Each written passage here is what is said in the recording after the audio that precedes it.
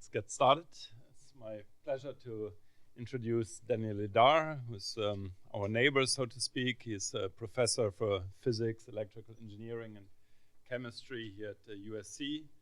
And actually, he, in some ways, paved the way for the Quantum AI Lab to exist, because he was brave enough to start a project between USC and Lockheed-Martin to buy the first D-Wave chip and elevate sort of the study of the D-Wave chip to academic levels. And Daniel is an old hand in quantum information in general. He's doing it since 20 years. He's well known for his contributions to quantum error control, master equations, recently a lot of work in quantum annealing. And he has his PhD from Hebrew University in Jerusalem, from the Physics Institute, which gives me some nostalgic feelings. I've worked there a year as well. And I'm often joking with Daniel that this area here, there's a west side in the LA areas called the Silicon Beach sometimes, and say, hey, if we work hard, we can maybe upgrade it to Niobium Beach. Silicon was yesterday. But yeah, let's see how far we have gotten in this whole area. Maybe last thing I should mention is that by way of what I say, it's that Daniel is the director of the Center for Quantum Information, Science and Technology at USC. Thank you. Okay, well, thanks Hartmut and thanks Masoud for the invitation to speak here. It's a real pleasure. It's always great to come here for lunch first. That's better than anywhere else. And it's also great to see that this idea that we discussed a long time ago about looking into the performance of the D-Wave machine has taken off, and it's become a rather popular subject nowadays, although also somewhat polarizing, and I'll get to that. But this talk will not be just about D-Wave. I was asked to provide a general introduction to quantum computing in some sense. So I've kind of divided it into two parts, where the first half will be really easygoing, and the second half will be a little bit more technical about the actual results that we've obtained using the D-Wave machine. So the title of my talk is Quantum Information Processing, Are We There Yet? And I'd like to suggest that quantum information processing is in the process of arriving. We have useful, commercially available quantum cryptography. There are in particular two companies that I'm aware of that make quantum cryptographic devices. Now, quantum cryptography, in theory, cannot be hacked, but in practice, it has already been hacked. In fact, there is a quantum hacking lab led by Vadim Makarov at Waterloo, who has a whole page dedicated to the hacking of these two particular cryptographic devices. So it's a fascinating field with lots of promise, but it's still in its infancy. We have quantum simulators that are becoming more and more powerful. These simulators are designed to simulate quantum systems. They are quantum systems that simulate other quantum systems. And that is a real burgeoning field, very promising. But at this point, we can still only do small-scale problems. This picture in particular is from a paper by Chris Monroe's group, where they simulated a paramagnetic to a ferromagnetic phase transition using 16 trapped ions. And undoubtedly, these systems will become larger. But at this point, they're still pretty small. Then we have quantum optimization, which is what I'll talk about mostly. It faces many challenges. It has reached the largest scale so far of all quantum information processing devices, but let me not say more about it right now. And finally, everybody would like to build a large-scale universal quantum computer. The gate model is where this all started. And there we have fantastic progress, but we're still also quite far. And what sets the the bar here is, in particular, the constraints imposed by the theory of quantum fault tolerance, where we have to achieve certain gate fidelities. And in some cases, like in the example of the superconducting qubits produced by John Martinez's lab, these gate fidelities have already exceeded, according to certain estimates, the threshold for fault tolerance, but still we're quite far from reaching large-scale systems. So I would say that the answer to has quantum information processing arrived, the answer is we're working on it. So let me, however, now take a big step back. And in the interest of pleasing the general audience, I would like to tell you a little bit about why we think we need quantum computers in the first place. So why is that an interesting idea? Well, the first thing we can say is quantum computers are just interesting. As Feynman observed early on, we can ask what happens when we shrink the size of components down to the size of atoms and electrons. And of course, quantum behavior is then dominant. And so we can ask what happens. It's interesting if you build computers out of quantum components, quantum bits. The next thing is, of course, there are some very powerful computational complexity motivations. There are these speedups that we know or suspect might be there. In particular, we can break public key cryptography using Shor's algorithm. Right? So RSA is out the window, and Shor rules. But we can also suspect that we can simulate quantum mechanics itself exponentially faster. That goes back to the simulators that I talked about in the previous slide. We know that we can solve linear systems exponentially faster, or I should say again, we suspect we can. Even quantum PageRank we can compute faster than we can classically. That is, PageRank can be computed faster using quantum mechanics than we can classically. And in some cases, there are even examples of provable speedups. The most famous example is quantum searching. This is Grover's algorithm, where we know that we actually really know, and we can prove that there is a quadratic speedup.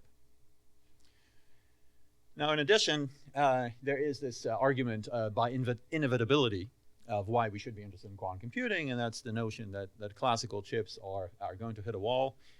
So Moore's law, the scaling of the density of transistors as a function of time is exponential. And while Moore's law is still holding strong, we know that already at some level the party's over. Dennard scaling, which has to do with essentially with other metrics, is already coming to an end. You see the flattening of various other metrics like speed and frequency and power drawn. And the response to that, it has been to increase the number of cores. So nowadays, when you buy a laptop, you can, you certainly have more than one core. 4, maybe even 8 is possible. So this is the kind of parallelism that the classical computer industry has introduced. And parallelism is a good idea.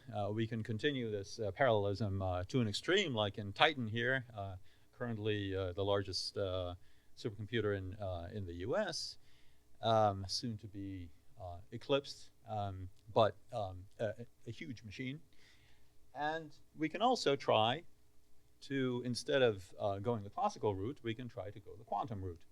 And that is to exploit the phenomenon of quantum superpositions in order to perform quantum information processing.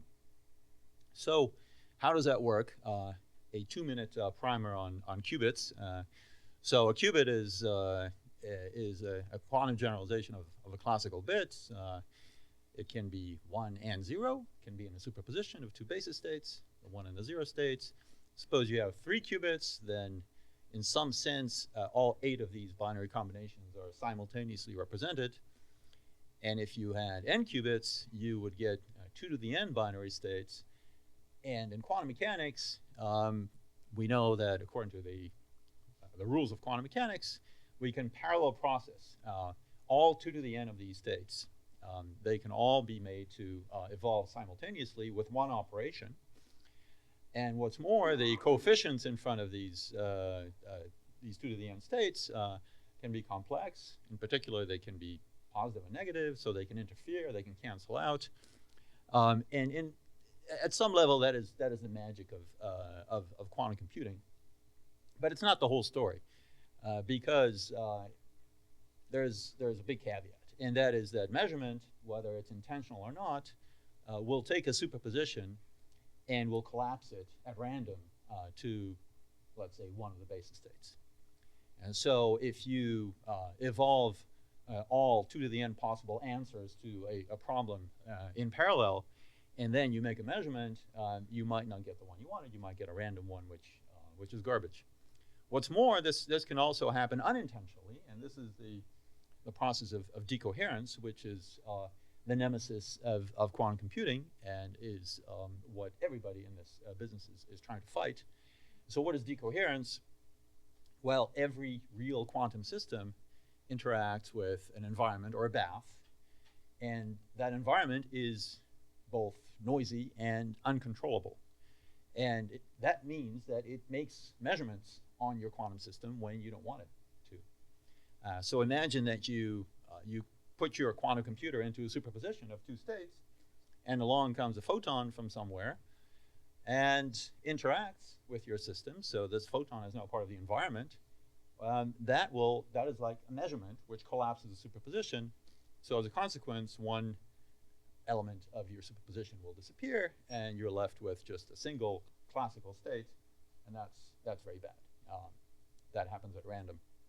So it turns out, in fact, there's a theorem that a sufficiently decoherent quantum computer can be efficiently simulated on a classical computer.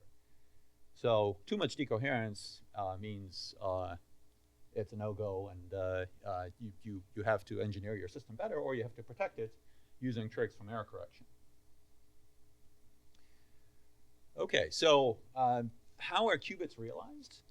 There are many different proposals, as many as there are physical systems that can support 2 orthogonal states, if you'd like.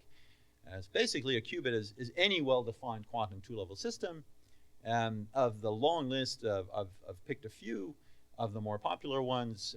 Trapped ions, for example, the 2 atomic energy levels represent the qubit there. Photon polarization, horizontal vertical polarization, could be the 2 states of your qubit that can be in superposition. In the domain of superconductivity, there are many different proposals, charge, flux, phase in particular. So here are some pictures from those. And I'll talk about the flux qubits when we get to D-wave. The 2 states of an electron, spin up and spin down. So whether the electron spin is spinning clockwise or counterclockwise, if you'd like. Same for a nucleus. And the list goes on and on. Any 2-level system is good. So does it matter whether or not they're degenerate eigenstates, whether they have the same energy? The question was whether it matters whether they're degenerate eigenstates. Degeneracy can be useful. It can help you store information more robustly, but it's not necessary. But Yeah. if they're not degenerate, then they will evolve at different frequencies, right? Right. But if they're not degenerate, then you can also drive a transition between them more easily. So there are advantages here or there. So it's a fact of this business that in spite of 20 plus years of very hard and experimental work and theoretical work as well, we are still at the level where we just have a handful of qubits in most of our quantum computing devices, quantum information processing devices. In that sense, quantum computation still hasn't arrived. We still can't really we can't really capitalize on the promise of quantum computing yet. It's I believe, an undisputed fact that you still cannot factor non-trivial numbers using quantum mechanics or using Shor's algorithm faster on a quantum device than you can classically. And so in that sense, we're working hard. We're making great progress, like this chip here, which I already featured earlier from the Martinez lab.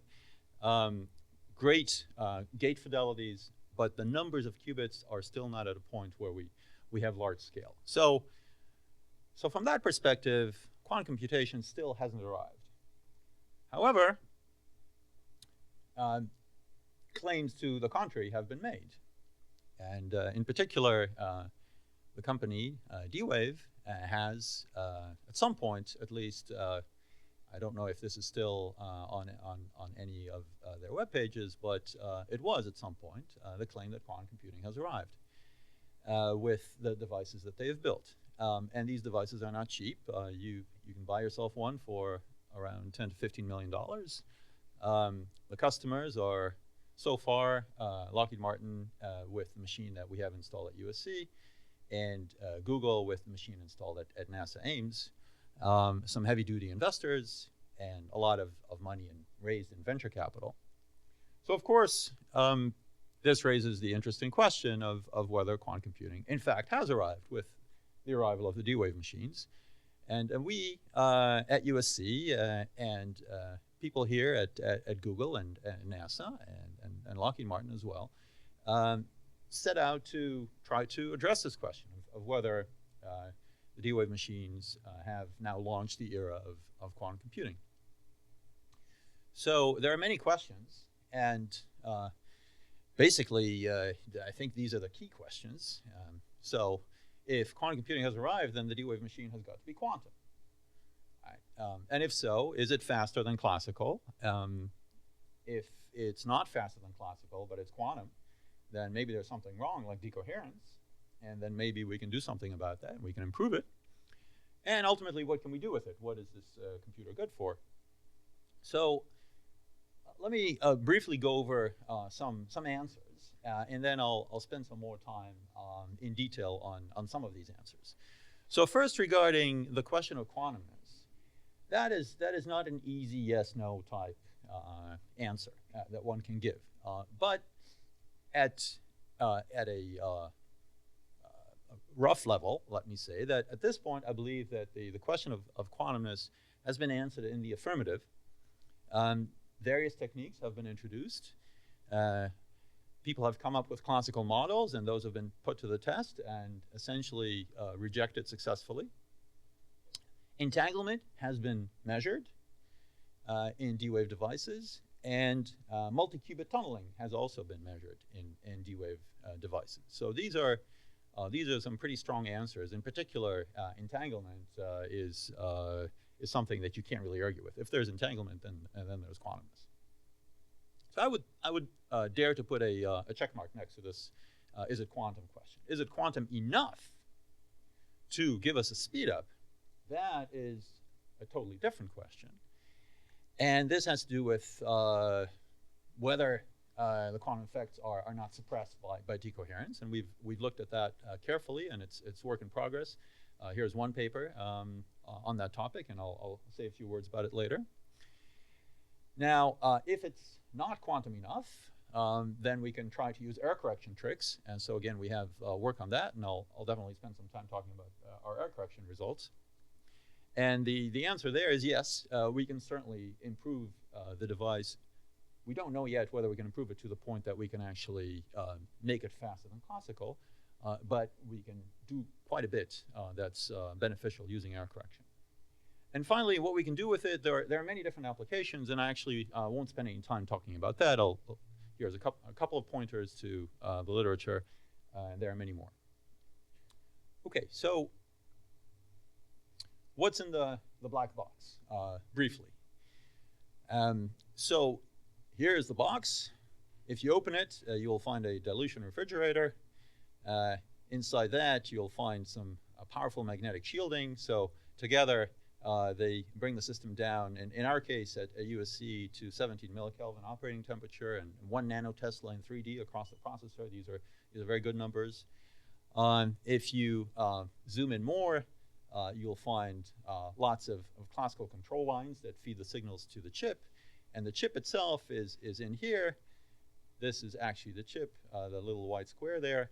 And the chip consists of superconducting flux qubits, so-called RF squids. So here's a close-up on one of the chips, actually on one of the unit cells. So the chip consists of unit cells, and each unit cell itself contains 8 qubits. They're arranged in this vertical and horizontal pattern. Each qubit is an elongated loop that carries flux, and this is superconducting flux, so superconducting current. And that current can flow, if you like, clockwise and counterclockwise simultaneously. And that is the qubit that we're using here. So there are 8 qubits per unit cell. And then if you take these unit cells and you tile them, you get the entire chip. In this case, this is the Vesuvius D-Wave 2 chip that we have at USC. It contains an 8 by 8 array of unit cells. So 8 times 8 times 8, that gives you 512 qubits. Although not all 512 qubits yielded. And in fact, on the current chip that we have, 504 of the 512 qubits are operational. Now, it's useful to draw a little diagram to understand the connectivity of these qubits. And so here are the 4 vertical and 4 horizontal qubits. Where they intersect, you get a coupling. And that's where the qubits interact and talk to each other. And it's useful to represent that in this graphical form, where this is just a K4-4 bipartite graph. So now the circles are the qubits. Previously, the qubits were the lines. That's what they are in real life. But in this diagram, the qubits are the circles, and the lines here in this K4-4 graph are the interactions between the qubits. So you see it's every qubit on the left is coupled to every qubit on the right, but there are no qubits, there are no couplings going down on either side. Okay, so how does the chip itself hook up? Well, this is the unit cell again, right? So 4 qubits on the left, 4 qubits on the right, with their couplings, and then the entire chip is a tiling of 8 by 8 unit cells, and the connectivity among the qubits, the inter-cell connectivity among the qubits is depicted here. You can hopefully make out that qubits in the right column couple to qubits in the right column of the neighboring unit cell, and qubits in the left column couple down or up to the qubits in the left column of the corresponding unit cell. So this is the so-called chimera coupling graph of the D-Wave chip. The degree of this graph is 6, at least in the bulk. Every qubit is coupled to 6 other qubits. It's obviously not a complete graph, which presents some challenges when you try to embed real-life problems into it. Every real-life problem has to be mapped to this particular architecture, but it's a rich structure, and it's powerful enough to support hard computational problems.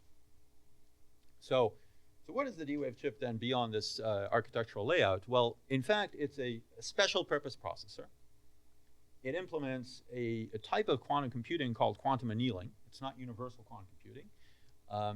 It's designed to solve a specific class of problems, namely optimization problems. And those optimization problems are ones that are captured by the classical Ising model. So what's the classical Ising model? Very briefly, it goes under many names depending on the field, but in physics, this is how we think about it. You have binary spin variables. These are now classical spins. They can be plus or minus 1. We have n of them. And every Ising problem can be represented in terms of a Hamiltonian or an energy function, which is a sum of single spin terms and a sum of 2 spin terms. These coefficients, the h's and the j's, the h's are actually local magnetic fields that can be applied to the qubits in the D-Wave chip, if you'd like, and the j's are the interactions among the qubits in the D-Wave chip. But here they are simply the coefficients that define an Ising problem. For every Ising problem, once you write down the h's and the j's and you specify the connectivity, you've written down an Ising problem. And then the problem, what's the problem? The problem is to minimize this energy, this Hamiltonian. That is to find the configuration of the spins, and I'm sorry, I switched notation here. I just realized the s's and the sigmas mean the same thing. Okay, so the s's are the binary variables, the sigmas are, in this context, again, the same binary variables. The problem is to find the configuration or the values of these binary variables which minimize, given the h's and the j's, the value of this h ising. And it turns out that this problem of finding that minimizing configuration is NP hard. Already, if you just limit yourself to, you could set all the h's to 0, you could set all the j's to plus or minus 1. And if you put that on a non-planar graph, it turns out this problem is NP hard. And the fact that it's NP hard means that any problem in NP can be mapped to this one with at most polynomial overhead. And so there are many very interesting optimization problems like traveling salesman and satisfiability of Boolean formulas in machine learning, which is a big deal here at Google, of course, can be mapped to minimizing this Ising Hamiltonian. So it's a very rich class of optimization problems that are captured by this model. So how do you solve the Ising model? How do you actually find the minimum energy configuration? So here is one of the workhorses of classical techniques, classical heuristic techniques, simulated annealing.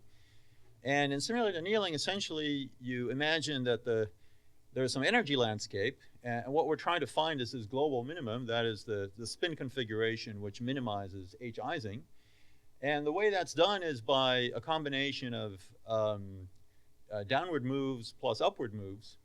The downward moves are dictated by this acceptance formula, where essentially we're trying to minimize the energy difference.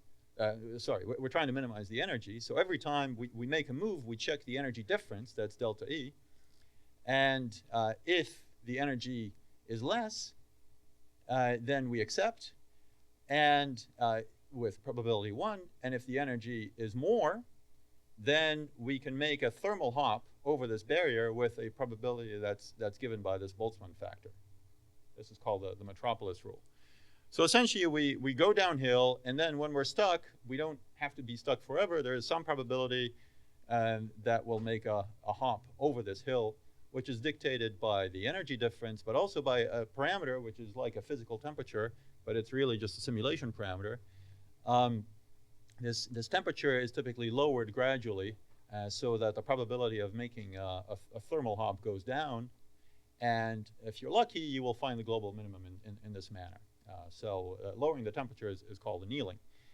And it turns off these thermal fluctuations that allow you to hop over a barrier. So this technique is very powerful. It's very popular, simulated annealing. Okay, so now let's go back to D-Wave after this brief introduction. And let me start to talk about some of the actual work that we and others have done in trying to address these questions. So first, regarding quantumness tests. Okay, so let me tell you about the test that we did, which was published in this paper last year, which attempted to distinguish the D-Wave performance from the performance of classical algorithms, as well as a simulation of quantum dynamics. So the strategy was to find hard test problems for the machine. And so these test problems were designed. This is, by the way, the chimera graph of the D-Wave 1 machine, the first of the machines that we had, with 108 functional qubits out of 128. So what we did was we picked random couplings, let's say plus or minus 1, although we also considered other values, on all the edges of this chimera graph. Now, if you have an Ising problem that has random plus minus 1 couplings on this graph, I already mentioned earlier that this is NP hard because this graph is non-planar. So these are hard problems. These are not the kind of problems you can easily solve in your head.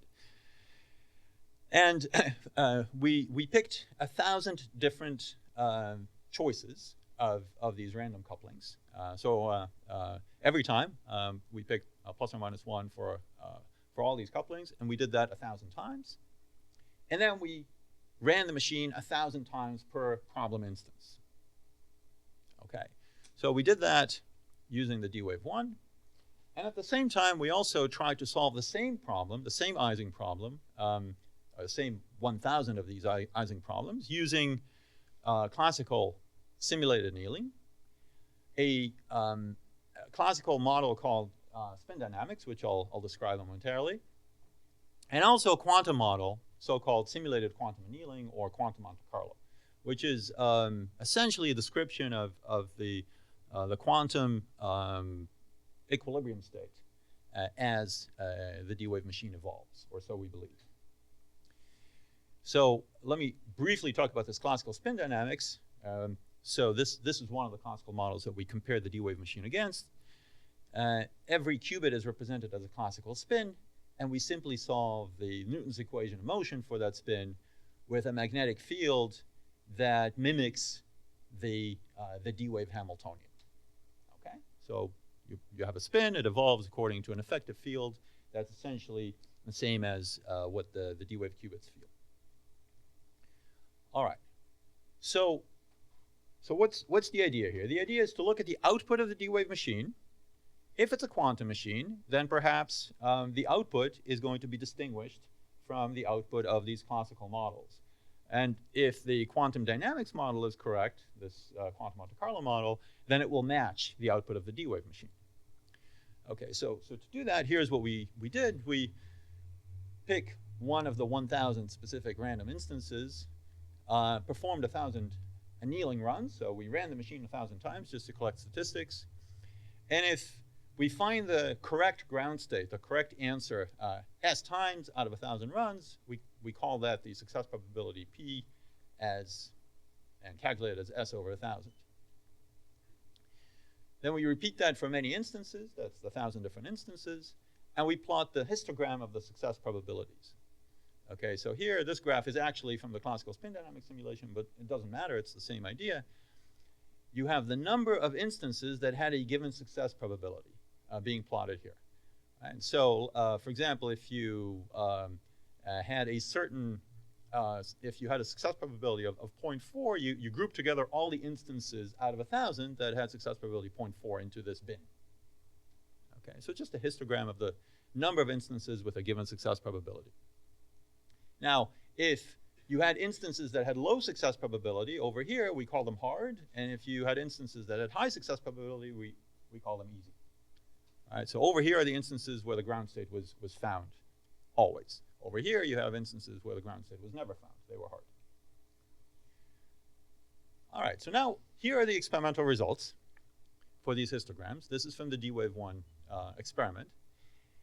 And you see that it's bimodal. It has a peak at low success probability, so it finds a lot of the instances hard, but it also finds a lot of the instances easy. And most of the intermediate success probabilities are not populated very much. Here's the histogram for the quantum model, and it looks remarkably similar. Okay, so in this sense, the D-Wave result matches the predictions of the quantum model, quantum Monte Carlo. Here is the result from simulated annealing, and you see that it doesn't match at all. And so simulated annealing, which again is the model that inspires quantum annealing, which is what we believe, or the hypothesis we want to test, that the D-Wave machine implements, does not match. Simulated annealing, classical simulated annealing does not match the D-Wave experimental results. However, the spin dynamics model, right, which was this model that I talked about on this slide here. Sorry, I'm not responding as quickly as I'd like. So this model here, the so-called Landau-Lifshitz-Gilbert model of spins that are evolving according to the dynamics that is similar to that of the D-Wave machine, but they're classical spins. That model also has a bimodal distribution. And so at least at a qualitative level, the fact that it's bimodal as opposed to unimodal, that is a match for the D-Wave results. So that's a little disappointing, perhaps. Right? So we're finding that the D-Wave results are inconsistent with the thermal annealer, the classical simulated annealing model, but it's consistent with both a quantum model and this other classical model of spin dynamics. But if you look carefully, you see that this peak here is way too big, right? And so if you look a little deeper, instead of looking at histograms, we could look at correlation plots, which are more detailed. So here we're, every instance of the 1,000 instances that we ran is plotted on this correlation plot. And the colors is just a number of instances with a given pair of probabilities. So on this axis, it's the probabilities of running the D wave a certain, well, there's a process called gauge averaging, but you can think of this as D wave compared against D wave. And so if D wave were perfectly stable and perfectly reproducible, then every instance would have the same probability whether I ran it this way or that way. But that's not the case. We see there is some noise, right? So ideally, all the instances would have been on this diagonal, meaning that there's perfect correlation. That's not what we're seeing. So you see that there's some scatter here. Sometimes we ran the machine and it produced a probability of 0.4. For the same instance, run a different time, it produced a probability of 0.1. So there's some scatter. Okay, so this is the noise that is intrinsic. Now, if we compare D-wave to simulated quantum annealing to the quantum model, we see that it's noisy, but it's just about as noisy as D-wave against itself. You can't expect to be better than these correlations. So once again, we have confirmation that the quantum model correlates very well with D-wave, about as well as D-wave correlates with itself. Did you do SQA against SQA? Sure. Yeah, and it correlates well. But if you look at simulated annealing versus D-wave, where we already saw that the histograms were a poor match, we now see in more detail that the correlation plots are also a poor match. So that's no surprise. We already had a rejection of simulated annealing, if you'd like. But now here's the spin dynamics model, the one that also had the bimodal distribution, just like D-wave, and you see that it actually correlates very poorly. Right? And you see that huge peak of low success probability that it had right here. Okay. So this more detailed analysis rules out spin dynamics, classical spin dynamics, as a good model of the D-wave machine. So what we're left with is a good match with simulated quantum annealing. There's a quantum model that correlates well with the D-wave machine, and there are two classical models that we've been able to rule out using this technique. Now, of course, you can say, well, that's not the end of the story. It couldn't be, right? Because there are infinitely many possible classical models. And that's true. And in fact, after we did this work, a paper came out which showed, which proposed a different classical model, which was, in a way, a hybrid of classical spin dynamics and simulated annealing, with Monte Carlo updates for the angles of O2 rotors or of classical spins in the plane. And it turned out that this model actually was a fantastic match for the output of the D-wave machine, not only in terms of the histogram, but also in terms of these correlation plots. So the fact that we found a good match with quantum dynamics, with quantum Monte Carlo, does not prove that the dynamics of the D-wave machine is quantum. It just means that it agrees with quantum, right? But in the standard Popperian way of doing science, we can rule out a hypothesis, but you can never prove anything experimentally. You can disprove. So we disproved simulated annealing and classical spin dynamics as candidate models for the D-wave machine. We found a match with quantum Monte Carlo, but now there is a classical model that is also a match. So that forced us to look even deeper, and we found, and I don't have the references here, unfortunately, but we have a couple of other papers where we looked more deeply into this model, and we found that there are other aspects that don't match. So I won't get into that in the interest of time, but it turns out that this model too can be ruled out. Okay, so you can play this game forever. Somebody can now come up with yet another classical model, and this is a good way of doing science, because these classical models they capture a certain physics. And so by ruling out that this is the physics that's going on, we are actually learning something very valuable. But there are other ways of addressing this question. not only do we have additional quantum models that agree with the D-wave data, we now also have, and this is thanks to work by people here, in particular Sergio Boisho and the D-wave team, and many others, some of whom are present in this room. We now have an affirmative demonstration of the quantumness of the D-wave machine, and that is in terms of entanglement and multi-qubit tunneling. These, especially entanglement, is very hard to fake classically. The only downside of these results is that they are for small numbers of qubits. In particular, the entanglement experiment is done for up to 8 qubits. And in principle, I believe the experiment is going to be extended to larger numbers of qubits, but that's very challenging. The advantage of the approach that we pursued here is that it allowed us to address very large numbers of qubits, more than 100. In fact, with the D-Wave 2 chip, similar types of experiments have been done, and we're looking at 500 qubits. Okay, so that's all I wanted to say about the story of quantumness testing. Again, I believe that we can put a check mark next to it. And we can move on to the question of whether the machine is faster. So this is the benchmarking problem. Now, this is a busy slide, and I'm going to try to explain it to you as best I can. It's from this paper that was published last year. And it shows you the performance in terms of time to solution for the D-Wave machine and simulated annealing as a function of problem size. So we're plotting square root of the number of spins here for a technical reason that has to do with the tree width of the chimera graph. It doesn't matter. So this is log of time to solution as a function of problem size. The dashed lines are D-Wave. I'm sorry, are simulated annealing. The dashed lines are simulated annealing. The solid lines are D-Wave. And the different colors represent percentiles. So you can think of that as hardness. So the hardest problems are at the highest percentile.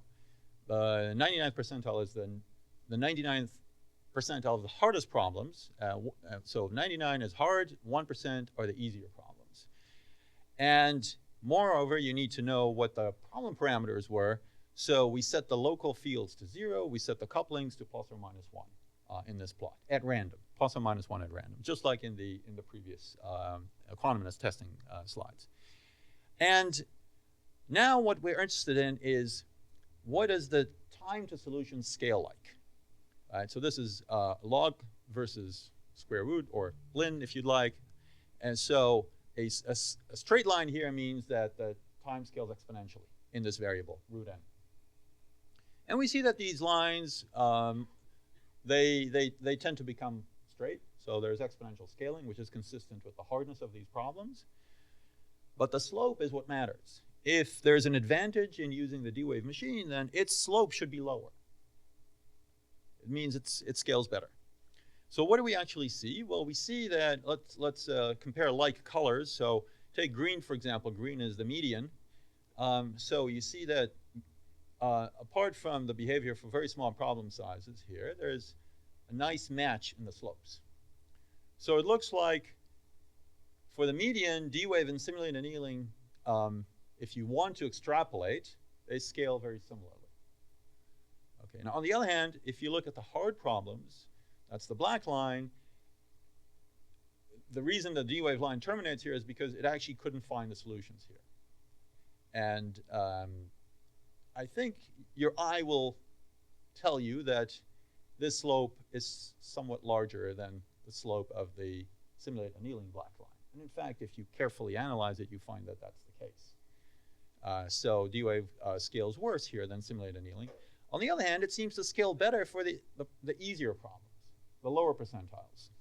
So we might be tempted to conclude that we see kind of a break-even performance for the median percentiles. We see worse performance for the harder problems, and we see an advantage for D-Wave on the easier problems. But we have to be careful because, in fact, it turns out that these lines are a little bit too flat. And what's really going on, apparently, is that the annealing time, which is the time to run a single cycle on the D-Wave machine, which happens to be 20 microseconds on this D-Wave 2 machine, is too long. And that means that it's taking it too long to solve the small problems. Small problems are easy, and if you just wait a long time before you spit out the answer, well, then you'll get an artificially flat slope. So we have to be very careful in interpreting this as a speed up. And if we go to harder problems, this is where the j's are now chosen as multiples of plus or minus 1/6. We see, first of all, if we compare these two, you see that the slopes have all gone up. All right, this is the harder problems again. And now we also, it seems like the advantage we might have had for the easier problems, that advantage seems to have largely dissipated. The slopes now become kind of similar. So overall, it doesn't look like for these random Ising problems, we see an advantage using the D-Wave machine over simulated annealing. And simulated annealing is not necessarily the best classical algorithm out there. There are highly optimized algorithms that are available that will perform better than simulated annealing. So at this point, at least from this study, we were unable to conclude that there's a speed up, and there are many reasons that can come into play as for why there is no evidence of a speed up here. One very interesting reason that was proposed in this paper by Kotzgraber et al. Is that actually this set of problems, the random Ising problems, they might actually be too easy for simulated annealing. Technically, what Kotzgraber et al. Pointed out is that there is no spin glass phase, which is where the problems become hard, until the very end in simulated annealing, until you reduce the temperature all the way down to 0. Roughly, this means that these problems are, in some sense, too easy for classical algorithms, and that's why you don't expect there to be a speed up. And it's fair. You have to be very careful in the way that you choose your problems if you're looking for a quantum speed up. If you picked a random problem and you fed it to a perfectly working circuit model quantum computer, in all likelihood you would not see a speed up. We know that there is a speed up for factoring. That's a very carefully crafted problem. Random problems don't necessarily have to be amenable to a speed up. So this is one potential problem. There are other things that might be going on. And to me, the most interesting possibility is that what's really going on is that the machine is actually still too noisy, too decoherent. And this would not be surprising because we know from very general considerations that quantum computing is unlikely to work without error correction. So we have to think about error correction carefully. This was pointed out from the very earliest days of quantum computing. There's always decoherence and noise going on. I mentioned in the beginning when I told you about the random collapse of the superposition. We know that error correction is essential. And so is it possible that this low success probability that we see in the D-Wave output over here, this peak, which causes is responsible for the scaling partly, is it possible that this is actually correctable? Maybe we can get rid of these low success probability events by introducing error correction. That would be very exciting if we can do that. So that's the last topic I'd like to talk about. It's the topic of error correction. I dare say a form of quantum error correction even for the D-Wave machine. And the example I'd like to start with is a very simple one. It's the case of antiferromagnetic chains. Let's see how the D-Wave machine performs on these. So what's an antiferromagnetic chain? It's simply a chain of qubits, or spins, that are coupled with a positive coupling constant. And the positive coupling constant means that they want to anti-align. So they want to flip-flop. That minimizes the energy. Because then the product of z sub I, which is plus or minus 1, times z sub I plus 1, will be negative. So in this problem, there are two ground states. The ground state of up, down, up, down, up, down, and the other ground state is down, up, down, up, down, up. Those are the two ground states of an antiferromagnetic chain. Okay, so this is a trivial problem. You probably solved it in your head faster than it took me to say all these words. And the question is, what happens when we run the D-wave machine on this kind of problem? How well does it do? And it turns out that actually it doesn't do very well.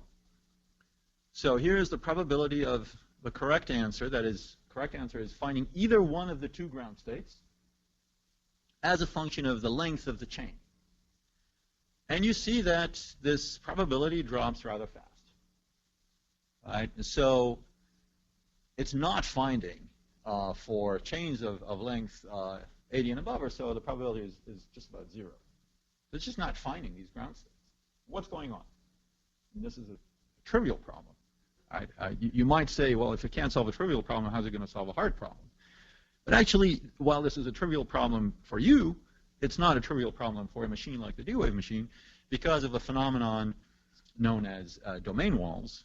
And so let's say that bit number 3 here flips accidentally. There was some thermal fluctuation that flipped it. Well, then what's going to happen is a cascade. Energetically, it's going to be favorable for all the other bits to flip as well. And that's an error. Right here is where the error is formed. This is a kink right here, and then the rest of this is called a domain wall. So this is the kind of state that you would get, which would correspond to an error in the output. It's the wrong answer. It's not the ground state. It's, in fact, an excited state. And you can easily see that there's a combinatorial explosion of these kind of possibilities. So their entropy is very high. Okay, so what can we do? We can try to error correct this type of process. And the error correction, I'm going to glue together a bunch of different concepts here, which hopefully will be clear. So the first thing we're going to do is we're going to use a repetition code. Instead of thinking about the spins as individual spins, let's encode, or a qubit as an individual qubit, let's encode each physical qubit into 3. So we're going to represent an encoded qubit using 3 physical qubits. So this is going to be an example of a repetition code. I've drawn 2 here because I want you to imagine this as being part of a unit cell. And then the next thing we're going to do is we're going to add the 4th qubit here, let's say the red one. This is now an entire unit cell, right? 8 qubits total. And this 4th qubit is going to be coupled ferromagnetically to the other 3, meaning ferromagnetically means that it's going to try to keep these 3 in check. So these 3 are going to have to be aligned with the 4th. Same is true for the blue. These 3 blue ones are going to have to be aligned with that 4th blue one because of the ferromagnetic coupling. So this is the term that's being added, if you like, to the problem Hamiltonian here. This is the penalty term. And then we're going to combine the problem Hamiltonian, which is now encoded. That's why we have bars. The bars represent these logical qubits. We add these 2, and we stick coefficients in front of them, which we can control. So alpha times the encoded problem Hamiltonian plus beta times this penalty. And this is our total new encoded plus penalty Ising Hamiltonian. So this is the way we're going to represent the problem. Rather than in its bare, naked form, we're going to replace the original Ising Hamiltonian by this expression here, which has 2 advantages. There is a repetition code, which we can decode, and there is a penalty term which suppresses random flips of these 3 data qubits over here because they're forced to align with the 4th one. So this is the encoded problem that we're going to run on the D-wave machine. And everything here is feasible because all we're doing is, if you look carefully, you see that we're just adding sigma z times sigma z terms. We're just adding interactions which are available to us on the machine. And this is a big deal because a lot of error correction strategies that are available from the literature in quantum error correction are not implementable on a machine like the D-wave machine because they would require higher order interactions, let's say 3-body or more. Here, everything is two-body interaction. So this is actually implementable on the D-Wave machine. And again, the fact that we have a repetition code allows us at the end to decode by a majority vote. So we can just do a majority vote on this triple here and see which is the majority and take that as the answer to the problem. So what happens when we apply this technique? Now, what you're seeing here is the same plot as before, the probability of a correct ground state of the antiferromagnetic chain as a function of chain length. And the first curve to notice is the curve that I showed you on that first slide of the antiferromagnetic chain. So this is the probability as a function of chain length without doing anything, okay, where it dropped very fast. But now you see that all these other curves are higher. And they actually correspond to different levels of doing the error correction. And there are too many curves here to explain, so I'll just ask you to focus on two others. This is the benchmark, the reference. This is what we have to do better than. Now, if you look at what I'm calling classical, which is these triangles pointing to the right, it's this curve that starts up here, and then it goes like that. So what is classical? Classical is when all you do is you just use triples instead of a single. So you encode your qubits, but forget the penalty. That's just a pure classical repetition code. All right, so instead of working with a single qubit, we're working with triples, and then we do majority voting. That's that curve, classical. So of course that does better than doing nothing, because you're giving yourself 3 chances in a way, and that's better. But if we also add the energy penalty, which gives rise to actually gives rise to a non-commuting term, and so it's a quantum effect, this energy penalty, we get the yellow data, the diamonds, what I'm calling QAC for quantum annealing correction. And you see that while for short chains, it doesn't work better than the simple classical strategy, as the chains get long enough, it starts to win.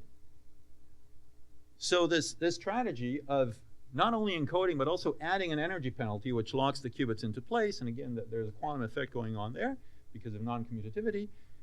This strategy is the best of all the strategies that we've explored.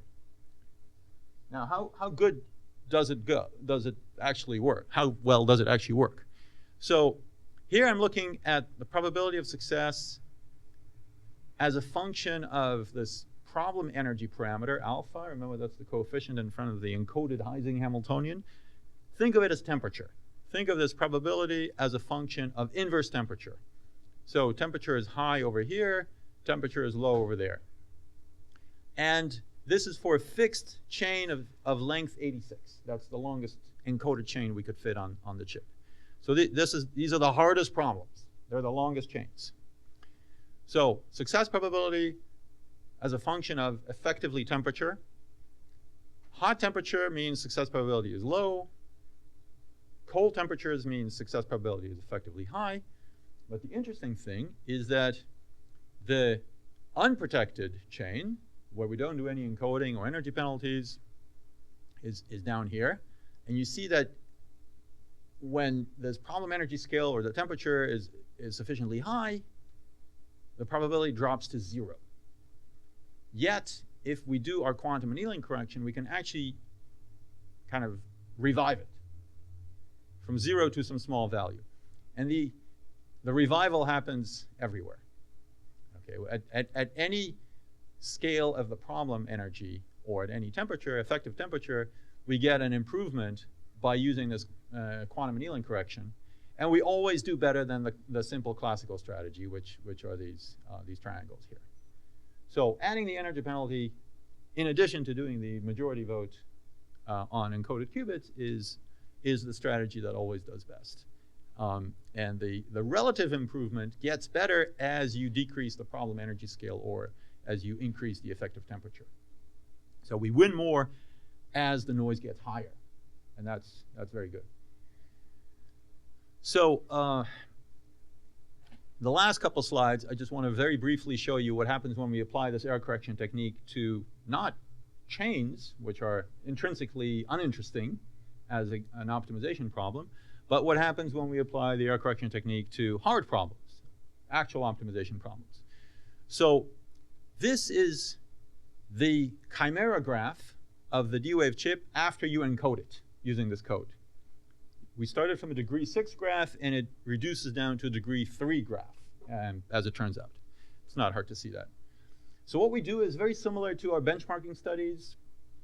We pick 1,000 random problem instances over this graph. We use couplings that are multiples of plus or minus a sixth.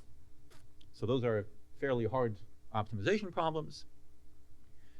And then we do the same thing as we did earlier with benchmarking. We run each of these instances 1,000 times at the lowest annealing time available of 20 microseconds, compute the empirical success probability, infer the time to solution, and now we're going to compare the results of the classical repetition code to the quantum annealing correction strategy on these problems.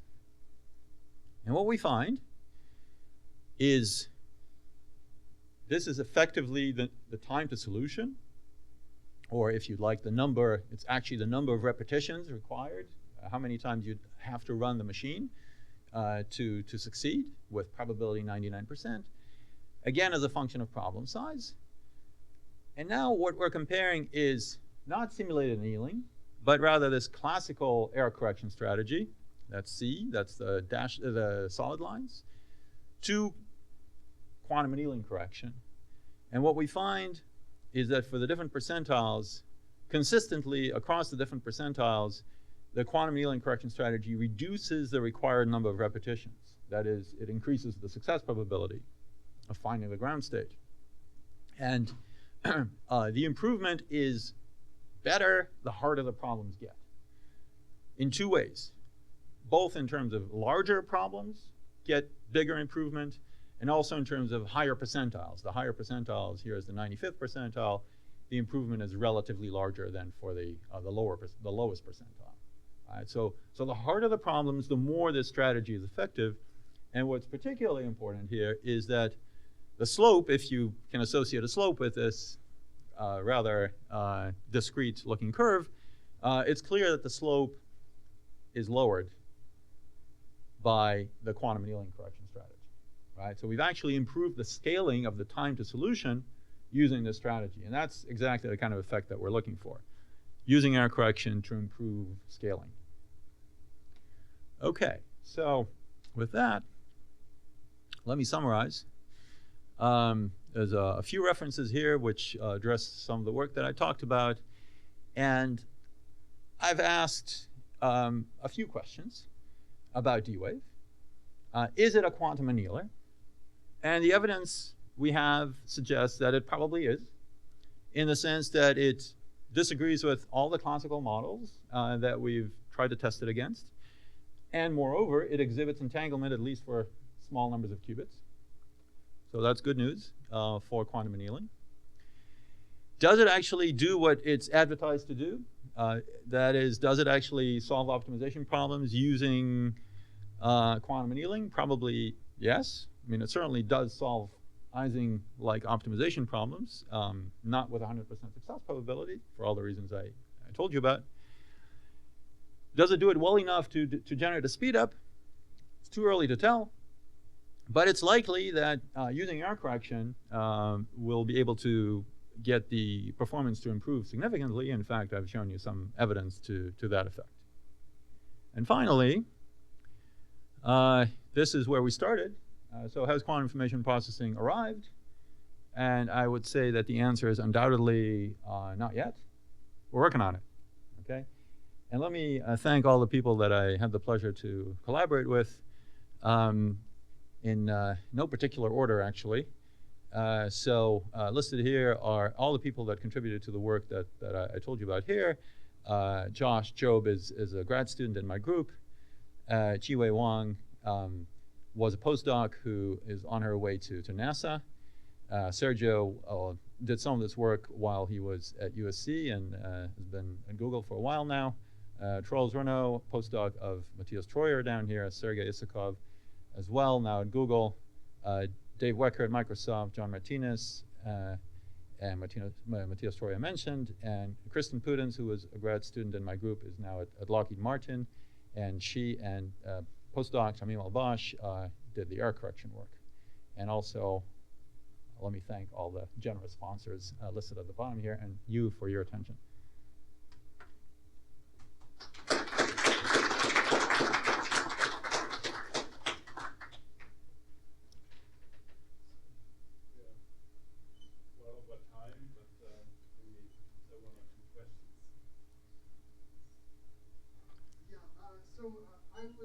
If I understood the QAC correction correctly, it seems that you need 4x as many qubits. Yes. Is that right? So given that qubits are such a scarce resource, this is not a practical solution at the moment. Is it, or maybe it is, I don't know, given the scale of the problems, whatever. But it's not the most desirable solution given that qubits are so expensive. But is it possible to use fewer extra qubits in some way? Yeah. So let me start with the first part. So error correction, as I understand it, typically involves overhead. There's always overhead, and most quantum error correction involves huge overhead. In fact, if you want to go into fault tolerance using concatenated codes, then almost all your qubits are doing error correction for you. And also most of the time what you're doing is error correction. So a factor of 4 is actually not so bad. It's pretty good. But the real question is, am I better off using this technique than just running 4 copies of the same problem? Because that's the same resource. And that's what I showed you. All right? That was the point of the comparison of the QAC technique to what I call the C technique. In the C technique, we're just using 4 copies. All right? So we want to compare apples to apples. Same amount of resources, we're doing better than just 4 copies. Are we doing better than no copies at all? Well, of course, we're taking this hit by a factor of 4, so what is fair to compare is n qubits unencoded with n encoded qubits. And yes, we're doing better. Okay. Yeah. Oh, and finally, you asked, is it possible to use fewer? No. We tried it. And you get no improvement. So what we really need to do is then make qubits. Yes, and that's actually a very viable prospect. The next generation of the D-Wave chip that's already operational has more than 1,000 qubits. The one after that, in fact, that is part of a larger chip. That's part of a 2,000 plus qubit chip. So making qubits is actually, they're not as scarce as you might think. A factor of 4 or so every year or two is not unreasonable.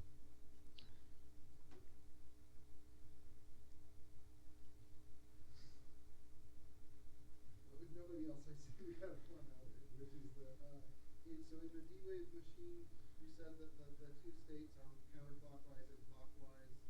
Current. Correct. Current, is that right? Mm-hmm. So what does the phase mean? You've got superposition with a complex phase. What's the physical interpretation?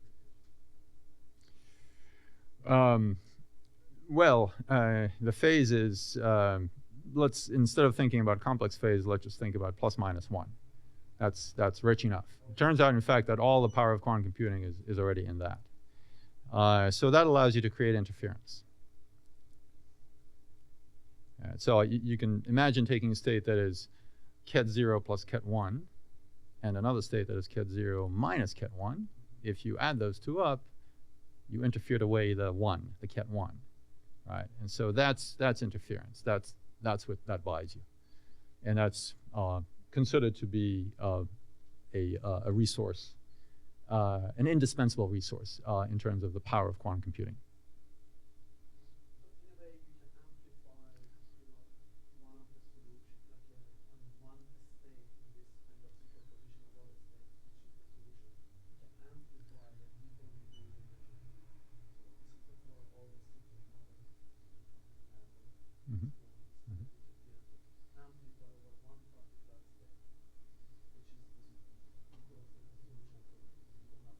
Right, right. Another way to say what Masoud just said is you can think of a quantum computer evolving all candidate answers in quantum superposition.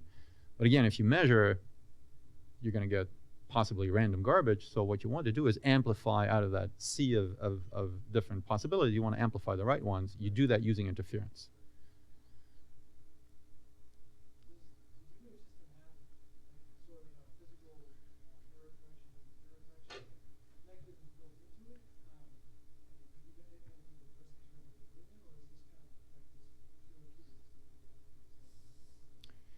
Yeah, so the question was whether the D-Wave machine has built-in error correction. Well, there is a lot of very clever engineering that goes into it, which you could call error correction if you'd like. There's filtering, there's compensation, many engineering-style tricks that are without which the machine wouldn't have worked at all. So at that level, I would say that yes, there is error correction. What we're doing is we're using the machine as is in order to introduce yet another level of error correction, which is inspired by tricks that we've learned from the field of quantum information and quantum error correction, which allows us to boost performance even more. Now, there's nothing in principle preventing the next design of the D-Wave machine from incorporating this way of doing error correction inherently. So this could be a knob you could turn, or an option you could choose on the next generation of the D-Wave devices, and I think that would be a good idea.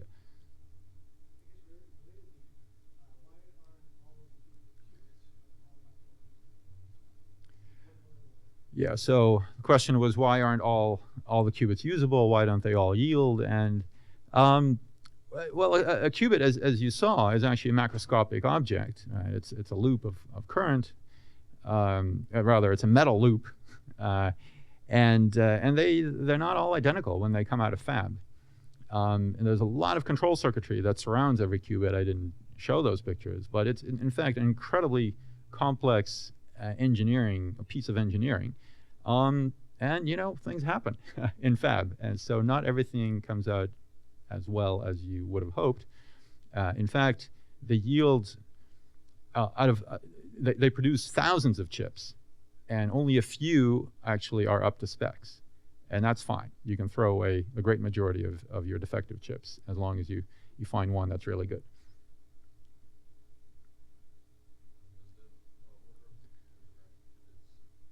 Sorry, the order what? Mm-hmm. Yeah, so the question was whether lowering the degree of the graph, having it as low as 6, limit the types of problems that you can solve. And so this, yes and no. Okay, so first no. So this graph is bipartite, it's non-planar, which means that you can put NP-hard problems on it. You can embed NP-hard problems on it.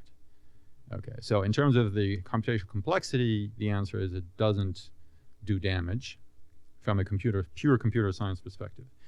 However, from a practical perspective, if you try to embed a real-life problem like, let's say, image processing for machine learning or traveling salesman or protein folding or whatnot, then you take a hit because of this low degree.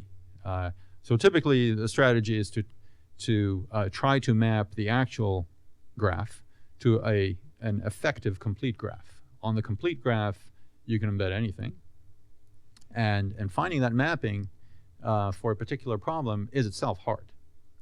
And there are various heuristics that are being used for it. So in practice, the degree 6 and certainly the degree 3 that we get on the encoded graph create problems.